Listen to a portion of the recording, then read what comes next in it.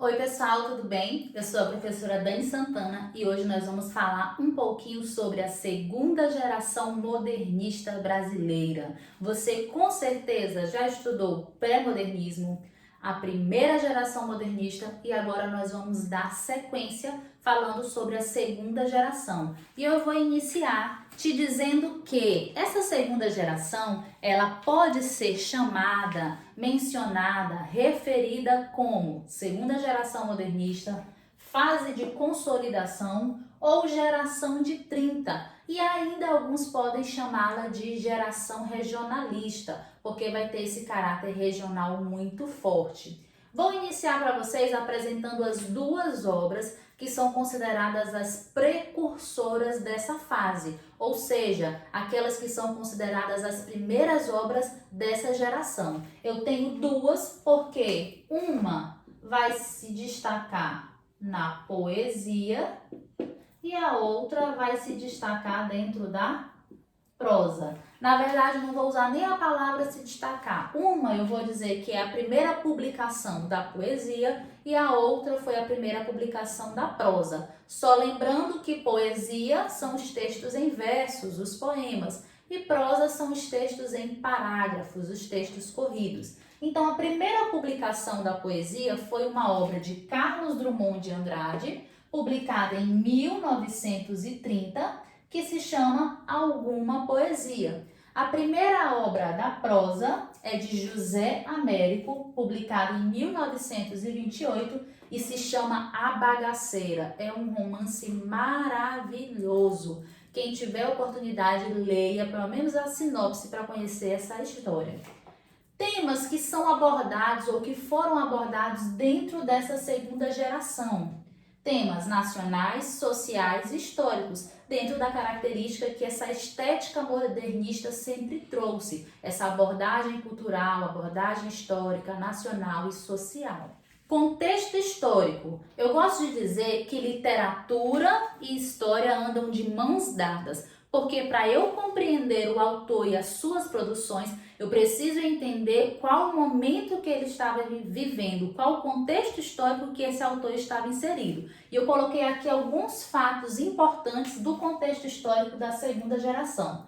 Primeiro, eu tenho que saber que nós estamos vivendo um período pós-crise 1929. Vou fazer uma pausa aqui, não se distraia com o barulho de construção, não tem como controlar porque é na vizinhança, tá bom? Então, continuando, eu tenho aqui um período pós-crise de 1929, a Grande Depressão, quando a Bolsa de Valores de Nova York quebrou. E aí, o que a gente tem a ver com isso? Tudo, porque o mundo gira em torno da economia dos Estados Unidos. Quando essa bolsa quebra, o impacto econômico se espalha pelo mundo todo. E aí, com essa crise, eu tenho fome, miséria, desemprego. Tudo isso é reflexo da crise de 1929.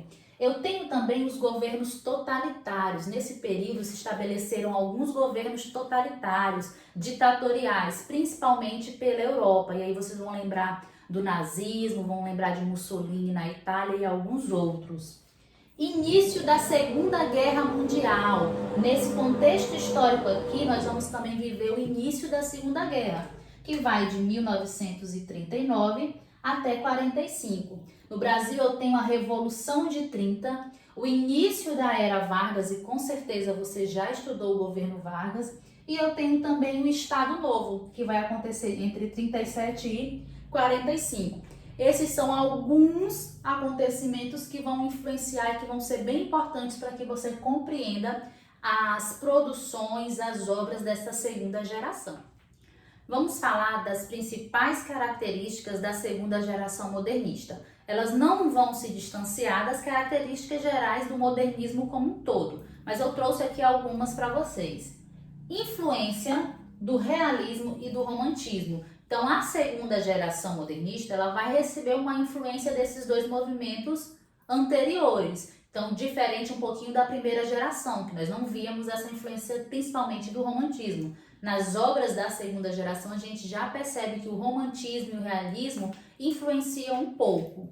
nacionalismo, universalismo e regionalismo. Isso aqui é muito presente em todo o modernismo. Eu vou ter sempre essa vertente nacional, universal e regional. É trazer aquilo ali que é particular, que é regional. Consequentemente, nós vamos ter aqui uma valorização da cultura brasileira, que também é uma característica do modernismo. O modernismo é aquele movimento que surge com a missão de trazer, de apresentar a identidade nacional, a verdadeira identidade brasileira. E para isso é preciso mostrar a nossa cultura, o nosso povo, os nossos hábitos, a nossa história. E o modernismo faz isso muito bem, exaltando a cultura brasileira. Vai apresentar dentro das suas obras, isso aqui eu acho maravilhoso, a realidade social, econômica e cultural. Então eu gosto de dizer que o modernismo é um movimento de denúncia social, porque as obras elas têm muito esse engajamento, esse papel de denunciar as mazelas, as dificuldades, o descaso que as pessoas viviam,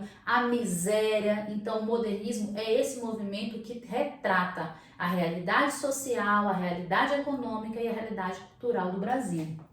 Influência da psicanálise. A segunda geração também vai receber essa influência da psicanálise de Freud, que começou a ser desenvolvida um pouco antes, quando nós falamos lá das vanguardas europeias. Vocês viram que algumas vanguardas, inclusive como o surrealismo, foi influenciado pelos estudos de psicanálise do Freud. Termos cotidianos e linguagem coloquial. Essa é uma das maiores características do modernismo. Trazer termos, palavras do dia a dia, usar uma linguagem coloquial, uma linguagem que qualquer brasileiro era capaz de compreender, porque era a linguagem do dia a dia. Então, a segunda geração também traz essa coloquialidade, esse registro do falar brasileiro. Versos livres e brancos. Na poesia, eu não tenho normatização, eu não tenho aquele academicismo. A forma de escrever, os poemas são livres, os versos são livres, são brancos, não tem obrigatoriedade de rima. Então há uma liberdade na escrita, uma liberdade nessa produção. Vamos falar agora dos principais autores da segunda geração. Essa geração ela é muito rica porque ela tem grandes autores, tanto na prosa quanto na poesia, e obras maravilhosas que fazem total diferença, que contribuíram de forma absurda para a nossa literatura. Então eu vou começar apresentando para vocês os principais autores da prosa, ou seja, dos romances, dos livros escritos em parágrafos. E aí eu já vou ressaltar para vocês que na segunda geração eu tenho uma vertente de um romance bem regional e de um romance urbano. São os dois focos em que vão ser abordados por esses autores, principalmente a questão regional. Eu coloquei o primeiro, que eu já mencionei, que é o José Américo, autor da obra A Bagaceira, que é um romance que vai falar sobre a vida dos retirantes e sobre a seca. Como eu já disse, é uma história muito boa, vale a pena você ler para conhecer. Graciliano Ramos, que é um clássico da literatura brasileira, com a sua obra Vidas Secas, que vai falar do sertanejo, vai falar de fome, de miséria e da condição de vida dessas pessoas. Eu tenho Jorge Amado, também outro monstro da literatura brasileira, com a sua obra Capitães da Areia, que vai falar da vida de meninos abandonados, meninos de rua na cidade de Salvador. Eu tenho a Raquel de Queiroz com a sua obra O 15, que vai retratar nesse romance aqui a grande seca vivenciada pelo Brasil, que foi a seca de 1915. Foi uma das mais fortes e mais devastadoras que o Brasil já tinha vivenciado. E aí, por isso, o nome do livro. E José Lins do Rego, com seu romance Menino de Engenho, que vai falar sobre o ciclo de cana-de-açúcar no Brasil. É uma história que vai girar em torno disso. Professor, esses autores só possuem essas obras? Claro que não, tem várias outras. Jorge Amado tem O País do Carnaval, José Lins do Rego tem Fogo Morto e várias outras obras. Eu coloquei aqui as principais. Vale muito a pena você pesquisar mais um pouco sobre cada uma dessas obras, ok? Vamos falar agora dos principais autores da poesia, dos poemas. Nós temos também aqui grandes poetas, com certeza que vocês já ouviram falar pelo menos o nome deles. O primeiro, Carlos Drummond de Andrade, como eu já mencionei, ele foi o autor do primeiro livro dessa segunda geração, que se chama Alguma Poesia, um livro de poemas. Eu tenho Cecília Meirelles, que vai ser uma poetisa influenciada pela psicanálise. Uma de suas obras, Batuca, Samba e Macumba, tem Festas das Letras e algumas outras. Eu tenho Mário Quintana, que é conhecido como poeta das coisas simples, um dos seus livros de poesia, A Rua dos Cataventos. Murilo Mendes, com o seu livro Bumba, Meu Poeta.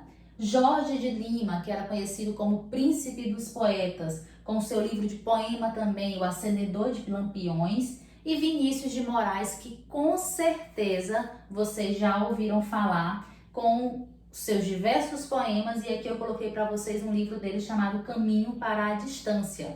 E tem também um poema, um longo poema que ele fez chamado Ariana, a Mulher. Esses são os principais autores da poesia. A segunda geração é riquíssima, como eu já falei, em obras, em autores, nas suas características e na sua importância para a segunda geração. Essa segunda geração ela é chamada de fase de consolidação. Por quê? Porque a primeira geração veio, abriu as portas, recebeu as pancadas, as críticas, e quando eu tenho a segunda geração, a sociedade já sabe o que é o modernismo, já sabe para o que veio. E é uma geração que vem apresentando a sociedade de forma regional, cultural, realista, trazendo a realidade brasileira. Então ela vem para consolidar, para firmar os pés do modernismo como movimento literário no Brasil naquela época. Eu espero que vocês tenham gostado e até a nossa próxima aula. Tchau!